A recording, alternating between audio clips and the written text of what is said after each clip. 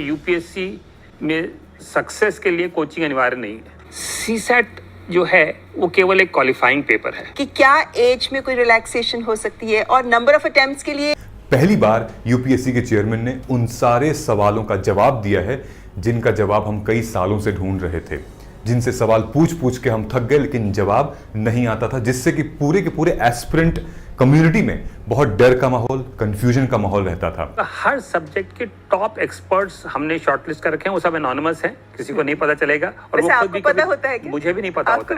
लेकिन पहली बात तो थैंक यू कहना चाहेंगे अजय सर को जो यूपीएससी के चेयरमैन हैं, और दूसरा जिस प्लेटफॉर्म पे उन्होंने इंटरव्यू दिया यानी कि डीडी न्यूज के प्लेटफॉर्म, उनको थैंक यू कहना चाहेंगे कि ये आपने पहली बार ऐसा हुआ है कि एक यूपीएससी का चेयरमैन जो है वो इतने आसान और सरल तरीके से इंटरव्यू दे पा रहे हैं और एस्पिरेंट्स के एक एक पॉइंट जो प्रॉब्लम थी उन पे डिस्कशन हो रहा है। अब मेरा ओपिनियन माने तो ये 50-50 रहा, मतलब थोड़ा कुछ फायदेमंद था और बाकी का कुछ जो है वो थोड़ा सा सेम घिसा पिटा और पॉलिटिकली मोटिवेटेड आंसर मिला था। लेकिन जो मेरा मानना है कि कुछ तो बेनिफिट मिला है इस सेशन से और उम्मीद यह है कि आगे भी अजय सर, उनकी टीम ऐसे इंटरव्यूज जरूर करते रहेंगे ताकि जो कंफ्यूजन है बच्चों की वो क्लैरिटी में बदले, ताकि वो अपना फोकस जो है वो एग्जाम में करें। और विदाउट वेस्टिंग टाइम हम लोग डिस्कस करते हैं कि आखिर क्या क्या क्वेश्चंस पूछे गए इस पूरे इंटरव्यू में अजय सर से। लेकिन उससे पहले आपको इस चैनल को सब्सक्राइब करना पड़ेगा। सब्सक्राइब करने का दो फायदा, नंबर 1 कि आपको एल्गोरिदम आपका सही होगा, बार बार अच्छी वीडियोस आपको रेकमेंड होंगी ताकि आप एग्जाम ओरिएंटेड प्रिपरेशन करेंगे। दूसरा, जैसे ये न्यूज हम लेकर आए हैं वैसे ही स्ट्रैटेजी से रिलेटेड करंट अफेयर्स को कैसे पढ़ना है, यूपीएससी के लिए प्रिपरेशन कैसे करनी है, strategy, book list, resources, PYQ, answer writing, note making, everything this platform. So मे भी शायद अगर आपने सब्सक्राइब नहीं किया और वीडियो मिस कर गई तो मे भी शायद आप हमें कभी देख भी नहीं पाएंगे, है ना। So let's subscribe. और अब हमारा 100K जल्दी पहुंचने वाला है, सो और आपके बिना तो ये बिल्कुल इनकम्प्लीट है।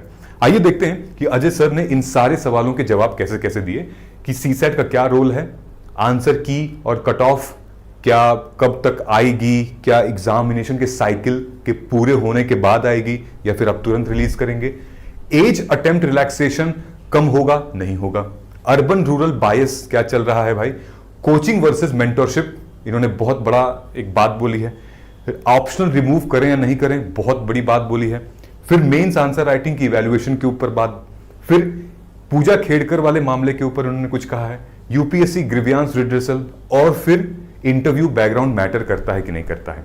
एक एक करके चलते हैं। सबसे पहले सीसैट का क्या रोल है। सिंपल सीधी भाषा में इन्होंने कहा है सीसैट जो है एक लेवल प्लेइंग फील्ड है जिसमें कि हमारा रीजनिंग, क्वांट और कॉम्प्रिहेंशन आता है, चाहे वो टेक्निकल या नॉन टेक्निकल बैकग्राउंड का स्टूडेंट हो, दोनों के लिए, क्योंकि हमने कॉम्प्रिहेंशन भी डाला है, हमने मैथ्स भी डाला है और दोनों को जो आए हमने रीजनिंग भी डाला है और ये फील्ड में बहुत काम करेगा। इनका तर्क यह है कि सीसैट जो है वो बहुत जरूरी है फील्ड में। आप डिसीजन रैशनल ले रहे हैं कि नहीं, आप डिसीजन जो है वो लॉजिक के बेस पे ले रहे हैं या इमोशन के बेस पे ले रहे हैं, आपको बेसिक कैलकुलेशन करनी आती है या नहीं, यही सारी चीजें, आपको कुछ पढ़ना आता है कि नहीं, मतलब अखबार में सेंटेंसेस आपको आते हैं कि नहीं, यही सब बेसिक चीज तो सीसैट का इन्होंने ये कहा। लेकिन एक सवाल मेरा इनसे यहां पर ये है कि सर आप इतना ज्यादा टफ क्यों बनाते जा रहे हैं सीसैट को, आप सिर्फ और सिर्फ ऐसा करें कि क्लास 10 तक लेवल के एक बेसिक चीज आए, बाकी तो बच्चे इतनी मेहनत करते ही करते हैं भाई, 15-20 इतने सब्जेक्ट्स हैं, ऑप्शनल है, बच्चे तो पढ़ ही रहे हैं, लेकिन आप इतना टफ क्यों सीसैट को बनाए जा रहे हैं, उसको क्वालिफाइंग लेवल का रखें, बहुत ज्यादा हम उसमें टेक्निकलिटीज में नहीं जा रहे हैं।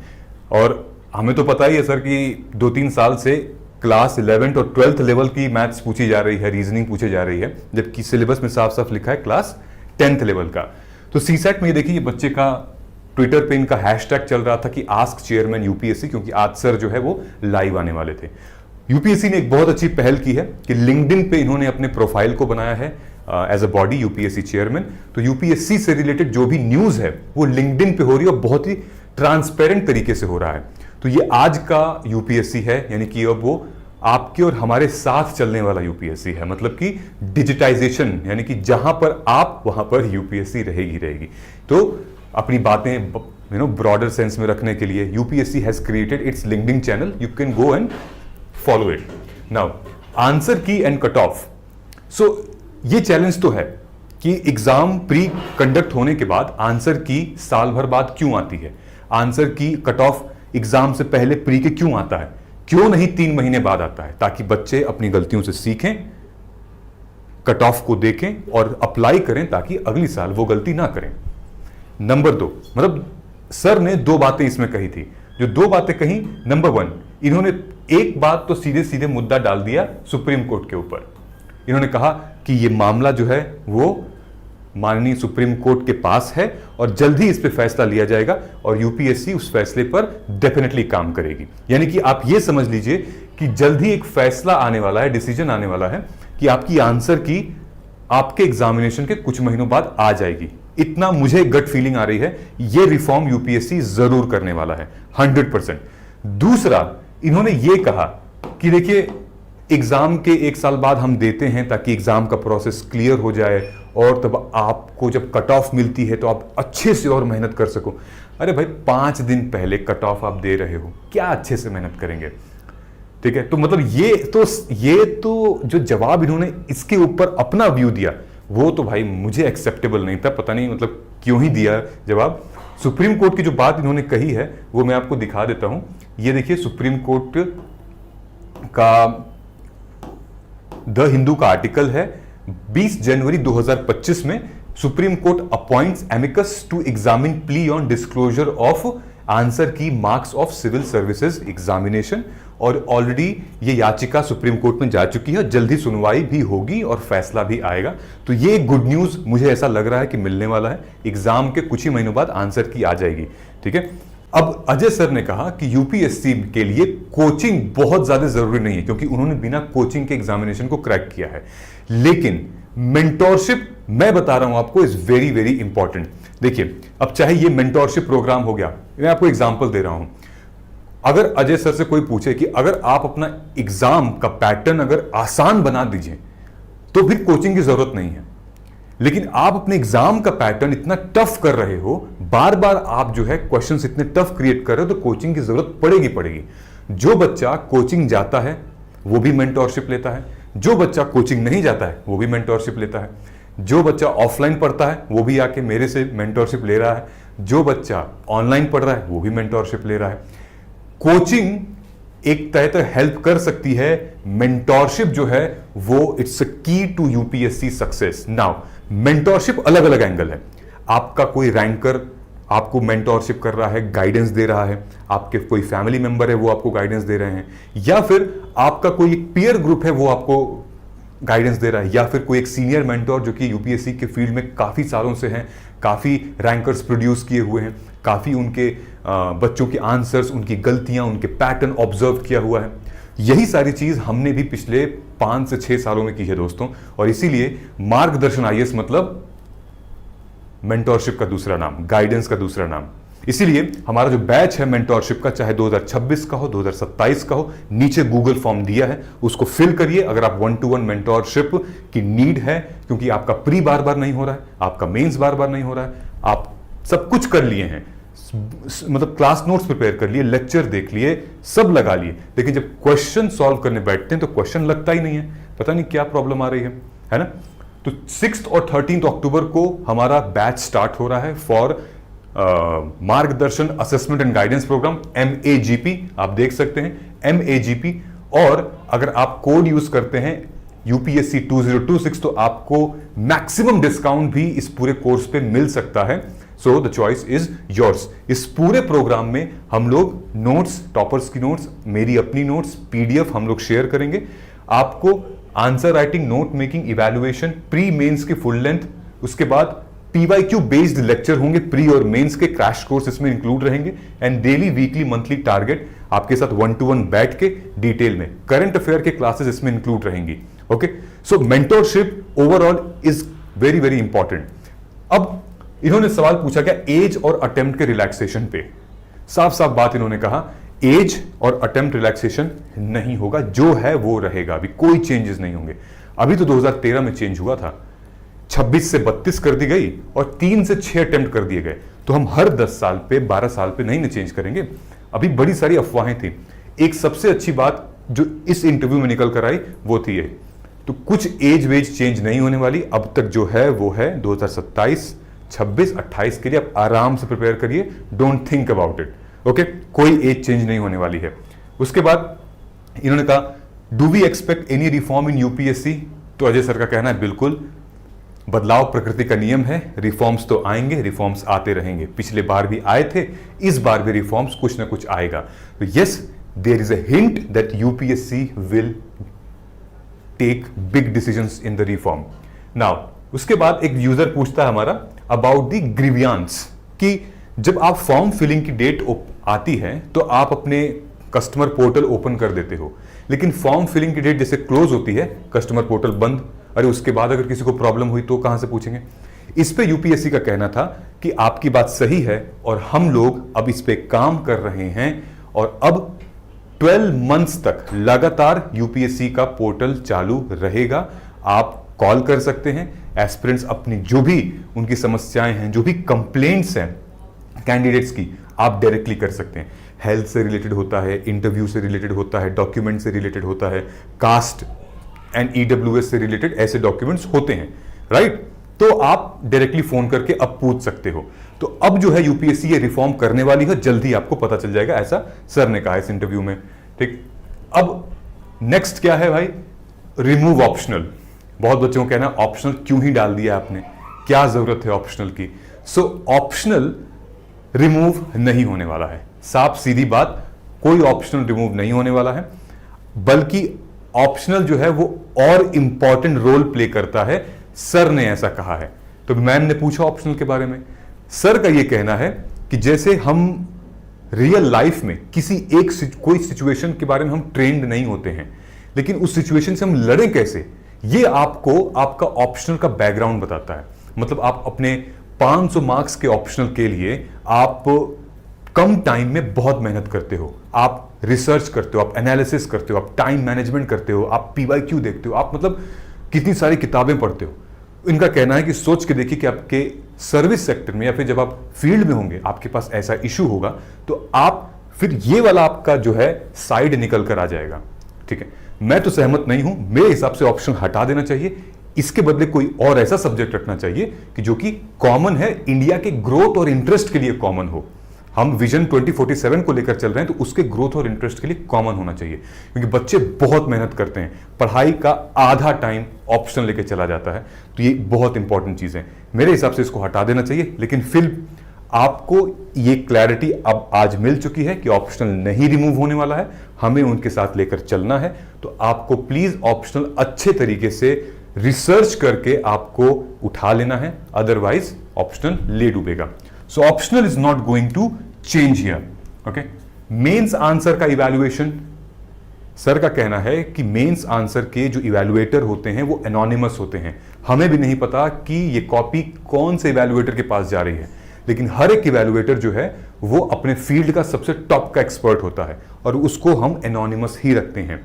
ओके, तो इनका क्या कहना है कि मेंस आंसर जो है वो 3 लेवल में इवैल्यूएट होती है। सबसे पहले जो सवाल होते हैं, सवाल का एक मॉडल आंसर प्रिपेयर होता है, वो मॉडल आंसर दे देता है किसको? सवाल कोई और प्रिपेयर करता है, ठीक है, जो सवाल प्रिपेयर करता है वही मॉडल आंसर करता है, लेकिन कॉपी कोई और चेक करता है, और जिसके पास कॉपी जाती है उसके पास ये मॉडल आंसर चला जाता है। तो ये मॉडल आंसर को पहले वो इवैल्यूएटर देखते हैं कि अच्छा ठीक है ये हो सकता है, फिर उसके बाद कॉपी को जांचते हैं, ठीक है, नियर बाय अपने हिसाब से उसमें मार्क्स देते हैं। ठीक है, दूसरी चीज सर का कहना था, जब इंटरव्यू मैम थी उन्होंने पूछा कि रूरल और अर्बन डिवाइड काफी ज्यादा आपको नहीं लगता? तो वैसे तो सर का कहना था कि वैसे लेवल प्लेइंग फील्ड है, यूपीएससी जो है वो सबके लिए सब बराबर है, लेकिन मुझे ऐसा लगता है कि इंक्लूसिव ग्रोथ यहां पर नहीं है। मतलब कि जो बच्चा गांव से आ रहा है उसके पास रिसोर्सेस की कमी है, जो बच्चा गांव से आ रहा है रिसोर्सेस की कमी है, एजुकेशन बैकग्राउंड वीक है, और जो बच्चे के पापा ऑलरेडी आईपीएस हैं, जो फैमिली ऑलरेडी आईएएस फैक्ट्री है उनकी फैमिली, उनके पास रिसोर्सेज है, क्या ये लेवल प्लेइंग फील्ड रहा? आप खुद ही बता दीजिए, है ना? क्या सिर्फ एज बढ़ जाने से इनकी एज भी मान लीजिए 21 साल है, इसकी एज भी 21 साल है, क्या आपको लगता है कि समझ जो है इन दोनों की सेम होगी? क्या सिर्फ एज, हाइट, वेट बढ़ जाने से क्या मतलब जो स्किलिंग पावर है और जो समझने की तार्किक क्षमता है वो क्या सेम हो सकती है? नहीं। यूपीएससी, जैसा कि उन्होंने जवाब बोला, इंक्लूसिव ग्रोथ नहीं देख रहा है, वो इक्वालिटी देख रहा है, इक्विटी नहीं देख रहा है। आई होप आप समझ चुके होंगे क्वालिटी और इक्विटी में मतलब कि जो लोग जैसे जैसे हैं उस हिसाब से वैसे नियम बनाए जाएं, जिसको हम अफर्मेटिव एक्शन प्लान कहते हैं। ये हमारे आर्टिकल 14 to 18 में भी जिक्र किया गया इसका। तो इनका यह कहना है कि हम कोई भेदभाव नहीं करते, बल्कि इनका कहना है कि मेंस की जो आंसर कॉपी होती है उसमें भी कोई मतलब भेदभाव नहीं होता है, क्योंकि इवैल्यूएटर को नहीं पता होता है कि ये एग्जामिनर मतलब ये किस स्टूडेंट की कॉपी है, उसका बैकग्राउंड क्या है। ठीक है, तो ऐसी कुछ चीजें हैं जो कि यूपीएससी के जो चीफ है उन्होंने कहा है, मेंस आंसर का इवैल्यूएशन। दूसरी चीज और मैं आपको दिखाता हूं, और क्या क्या बात हुई थी भाई। Interview background matters. किसी का बैकग्राउंड बहुत स्ट्रांग है, किसी का टेक्निकल है, किसी का पीएचडी वाला है, तो सर का कहना है कि इंटरव्यू बैकग्राउंड मैटर नहीं करता है, क्योंकि जो सीनियर ब्यूरोक्रेट्स बैठ के इंटरव्यू लेते हैं वो फील्ड में बहुत कुछ एक्सपीरियंस्ड होते हैं, तो उनको ये समझ में आ जाता है कि बैकग्राउंड मैटर नहीं कर रहा। हाँ, लेकिन प्रिपरेशन में आप इतना पढ़ लेते हैं, आप इतना समझ लेते हैं कि वो आपके बातों से निकल के आ जाता है कि आपने क्या पढ़ा है, आपने क्या समझा है, वो आपके विचारों में दिखता है वो आधे घंटे के इंटरव्यू में। तो बैकग्राउंड कोई मैटर नहीं करता इंटरव्यू में। तीसरी चीज बात हुई थी पूजा खेड़कर इशू रिलेटेड। तो साफ साफ इन्होंने कहा है कि ऐसी कोई भी चीज हो रही है तो वो जीरो टॉलरेंस पॉलिसी यूपीएससी अपनाता है। यूपीएससी सीएससी तो क्या, कोई भी यूपीएससी के एग्जाम में वो कैंडिडेट नहीं बैठ सकता। तो पूजा खेड़कर के केस में डायरेक्टली तो इन्होंने कुछ नहीं बोला, लेकिन हाँ, चीटिंग के ऊपर जीरो टॉलरेंस पॉलिसी जरूर लगा दी है। अब आप पढ़ाई पे फोकस करिए प्लीज, और don't just fall on the rumours. कुछ चीजें हैं जो कि क्लियर हो गई हैं, अब आप पढ़ाई पे फोकस करिए, ध्यान दीजिए। एग्जाम आपके सर पे है, आने वाला है, अभी बड़ी सारी छुट्टियां हैं, फेस्टिवल्स हैं, आपको पढ़ाई करनी है डेडिकेशन के साथ, ऑनेस्टी के साथ। लेकिन वो एक गाइडेंस जो होता है, एक मेंटरशिप जो होता है, वो चीज नहीं थी मेरे पास यूपीएससी में। रिसर्च किया काफी ज्यादा इसमें, और तो उसके बाद फिर मुझे आपके रिव्यूज सारे मैंने पढ़े, and then finally I thought of like going ahead with this. मैंने वीडियोस आपकी, एक तो 100 वेज यूपीएससी आस्क वो देखा था, एंड देन आपकी नोट मेकिंग स्ट्रैटेजी देखी थी मैंने। समझ में आया क्लैरिटी क्या बताना चाह रहे थे उसमें? हाँ, मुझे कुछ हद तक काफी चीजें क्लियर हुई सर। सर मैंने आपके कुछ वीडियोस देखे थे, सबसे पहले करंट अफेयर्स के लिए कि न्यूज़पेपर कैसे रीड करना है, तो सर मुझे उससे थोड़ा आइडिया लगा था, मतलब थोड़ा और अच्छा क्लैरिटी सी मिल गई एडिटोरियल्स रीड करने के बाद। सर मैंने आपकी एक माइक्रो टॉपिक्स की आपने पीडीएफ डाल रखी थी यूट्यूब, वो भी देखी थी। तो सर मेरे पास इवन वो पूरा है, मतलब पहले मैंने एक बार निकलवाया था, तो मैंने उसमें सर इवन टॉपिक्स भी देखे थे, तो उसमें देखते गए। फिर मैंने देखा कि आपका एक कोर्स का वीडियो था जिसमें आपने भी लास्टली एक्सप्लेन करा हुआ था सब कुछ, तो उसके बाद मेरे को लगा कि मेरे को ऐसा ले लेना चाहिए जैसे सर, क्योंकि मैं खुद से मतलब सेल्फ स्टडी कर रही हूँ अभी। और सर मैं सेल्फ स्टडी करती हूँ, बट सर मेरे को कभी कभी ऐसा लगता है कि मेरे पास कोई ऐसा टास्क नहीं है कि मुझे एक वीक में ये सब्जेक्ट का इतना पोर्शन कवर करना है या ऐसे। और सर फिर ऐसा भी लगता है कि एकदम से सिर्फ बुक्स ही बुक्स पढ़ रहे हैं। एक्चुअली मैं आपको फॉलो करता था, आपके वीडियोस और वो सब देखता रहता हूँ, मतलब स्ट्रेटेजिकली और वो, तो उससे फिर मुझे लगा कि नहीं, मुझे मेंटरशिप यहाँ से प्रॉपर मिल जाएगी मेरे ईयर के लिए। वो आपके एनालिसिस वीडियोस होते हैं पेपर के। यूट्यूब में आपको 2-3 महीने से फॉलो कर रहा था। जैसे आपका जो प्रिपरेशन स्ट्रेटेजी वाला वीडियो होता है कि क्या करना चाहिए क्या नहीं करना चाहिए, सबसे मेन चीज प्रीवियस ईयर पेपर से कैसे लिंक करना है वो कहीं नहीं बताया जाता। बस बताया जाता कि हाँ लिंक करना है, कैसे लिंक करना है वो मेन चीज है। जो एक गाइड है वही मिसिंग था इतने दिनों से। मतलब कि मैंने पुराने वीडियोस देखे तो मैंने कहा आपसे आपको बहुत कुछ मिल रहा है, जिस तरीके से आप एनालाइज कर रहे हो, पेपर चेंज कैसे हो रहा है, क्या हो रहा है। सो अभी समझ में आ रहा है, हिस्ट्री में चल रहे हैं तो आ रहा है, अच्छे समझ में आ रहा है मेरे को। ठीक है, नोट्स प्रिपेयर कर रहे हो? जैसे कंटिन्यू प्रिपेयर कर रहा हूँ नोट्स में, मगर वो सब पीआईबी में था और आपने पढ़ाया था टू द पॉइंट, प्रिसाइज पढ़ाते हो। क्योंकि जब इंटरनेट पे सब एक गंद फैली हुई है जरा यूट्यूब पे, वो स्ट्रेटेजी, तो जब एग्जाम के जब कम नजदीक आते तो लगाते हैं मैराथन 8 घंटे 12 घंटे 16 घंटे। पीवाईक्यू को मैप कैसे करना है, क्या इंपॉर्टेंस है, एग्जाम ओरिएंटेड क्या पूछ रहे हैं, ये रेलेवेंट है। तो लेक्चर से इतना कोई बेनिफिट नहीं मिला, बस एक बेसिक तैयार हो गया। बाकी जैसे मैं पॉलिटी अभी नोट्स बना रहा हूँ ना, तो मेरे को तो मतलब वैसा लग रहा है कि मतलब वो लेक्चर देखे वो तो कुछ भी नहीं था, असली चीज तो ये है।